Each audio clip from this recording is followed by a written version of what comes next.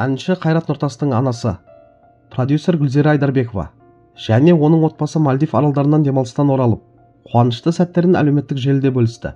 Бұл туралы sn.kz ақпарат порталы хабарлайды. Продюсердің жазбасына қарағанда, отбасы мүшелері аман-есен қайта қосылып, бірге уақыт өткізіп, қуанышқа бөленген. Бүгін бала-шағамыз Мальдив аралдарынан демалыстан келіп, басымыз қосылып, мәре-сәре болып жатырмыз. Төрт көзіміз түгел, амандықпен жүздесуде бір бақыт, деп атап өткен ол. Гүлзира Айдарбекова жазбасында өмірдің көрінбейтін, тыныштықпен берілетін сәттеріне де тоқталған.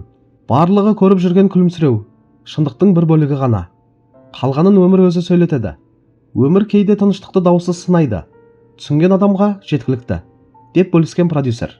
Оқырмандар жазбаны жылы қабылдап, отбасыға бақыт пен амандық тілеген пікірлер қалдырды. Қандай керемет жылы видео. Алла отбасыңызды тіл көзден сақтасын. Осы балалардың рахатын ағаммен бірге көріп өсіп өне беріңіздер. Қайратымыздың қанаты талмасын. Әрқашан тілекшіміз. Бақытты әулет. Ененің даналығы. Ене болса Гүлзира әпкеміздей ақ болсын. Нағыз жанашыр жан. Келіндеріне, немерелеріне ықыласы ерекше. Мұндай ененің қадірін біліп сыйлау керек. Атасы Нұртас аға да жақсы кісі, деп жазды оқырмандар. Құрметті көрермендер, менің пікірімше бұл жазбада көзге ұрып тұрған сән салтанаттан гөрі отбасының амандығы мен бірлігі алдыңғы орынға қойған ой бар.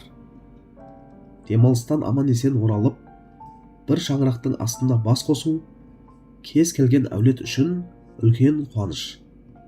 Гүлзира Айдарбекованың төрт көзіміз түгел деп атап өтуі де соны аңғартады.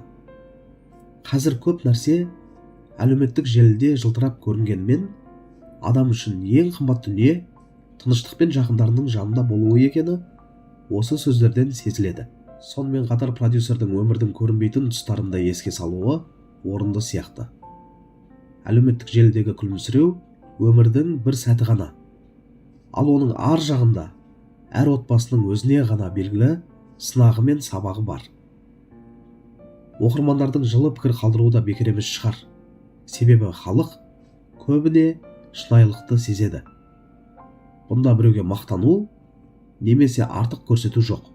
Керісінше, амандықтың қадірін ұқтыратын қарапайым ой бар.